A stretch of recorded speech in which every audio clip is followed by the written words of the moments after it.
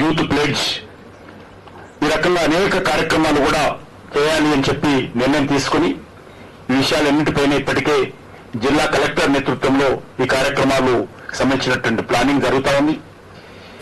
ఈ యొక్క పాదయాత్రల్లో అక్టోబర్ 31 నుంచి 23 రోజుల పాటు మినిమం ప్రతి జిల్లాలో ప్రతి రిప్రజెంటేటివ్ ఎంపీ కానీ ఎమ్మెల్యే కానీ పాదయాత్ర చేయాలని చెప్పి నిర్ణయించడం జరిగింది.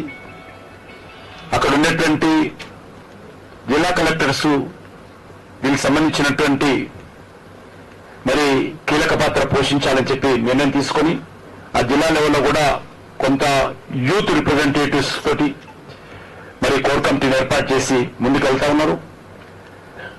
మరి మీకు అందరికీ తెలుసు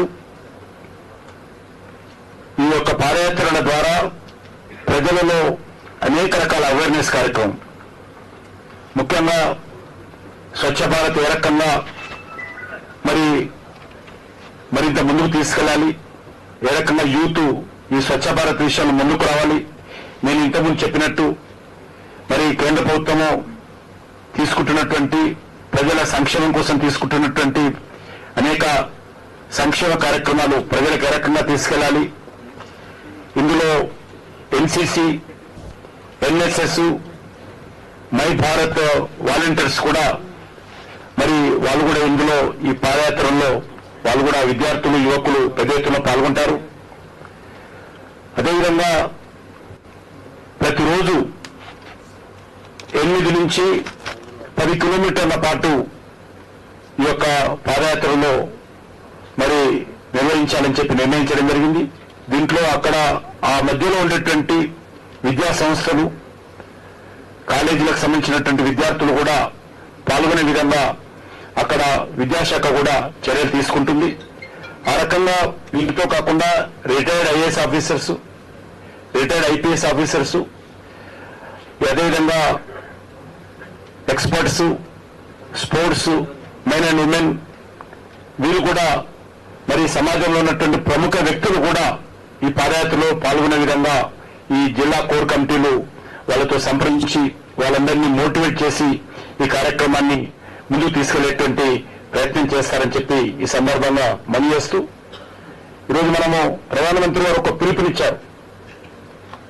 ఇది 1 లక్ష మంది యూత్ మరి దేశానికి నేతృత్వం వహించడం కోసం సిద్ధంగా ఉండాలి. యంగ్ లీడర్స్ రావాలి. అంటే యంగ్ లీడర్స్ అంటే ఒక పొలిటికల్ గానే కాదు, తమ తమ ఫీల్డ్ లో నేతృత్వం వహించాలి.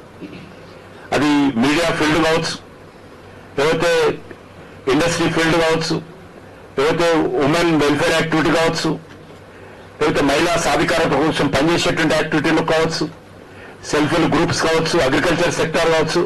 ఆ రకంగా అన్ని సెక్టార్లో కూడా 1 లక్ష మంది యూత్ లీడర్స్ ముందుకొచ్చి దేశాన్ని మరి 2047లో ఏదైతే వికసిత్ భారత్, ఒక డెవలప్డ్ కంట్రీగా మనం ఎమర్జ్ కావాలనుకుంటున్నామో దానికి నేతృత్వం వహించాలి 1 లక్ష మంది అని చెప్పి ప్రధానమంత్రి గారు పిలుపునిచ్చారు. దాంట్లో భాగంగానే ఇదో ఒక సర్దార్ పటేల్ అంటే ముఖ్యంగా దేశంలో ఒక స్ఫూర్తి.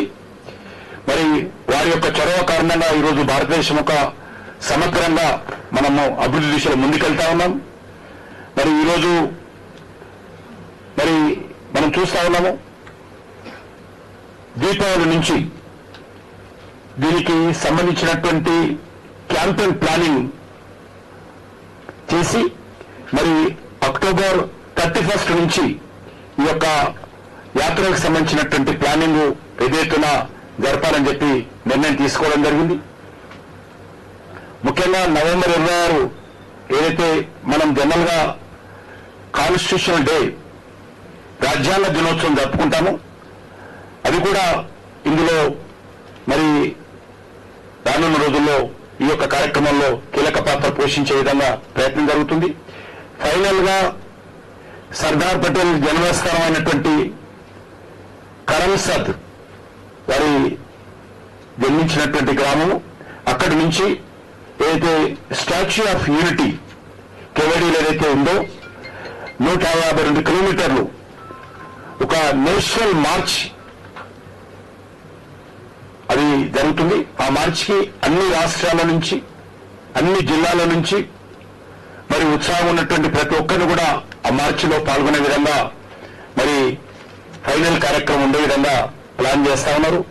ఇది పూర్తిగా కేంద్ర ప్రభుత్వము వివిధ రాష్ట్ర ప్రభుత్వాలు సమన్వయంతో ఈ కార్యక్రమాన్ని నిర్వహించి మరి దేశం యొక్క సమగ్రత, సమైక్యత, దేశం యొక్క అభివృద్ధి, దేశం యొక్క సాధికారత ఇవన్నిటి విషయంలో కూడా ముందుకు తీసుకెళ్లే విధంగా చర్యలు తీసుకుంటున్నాం.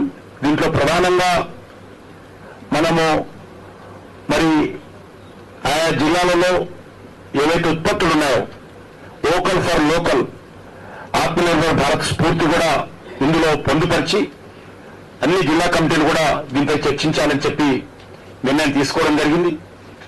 అదేవిధంగా ఈరోజు మనం చూస్తా ఉన్నాము, సర్దార్ పటేల్ ఏ రకంగానైతే దేశాన్ని ఏకం చేయడం జరిగిందో మరి ఆ విషయాల్లో కూడా మరి ఈరోజు ముఖ్యంగా ఒక నోడల్ మినిస్ట్రీగా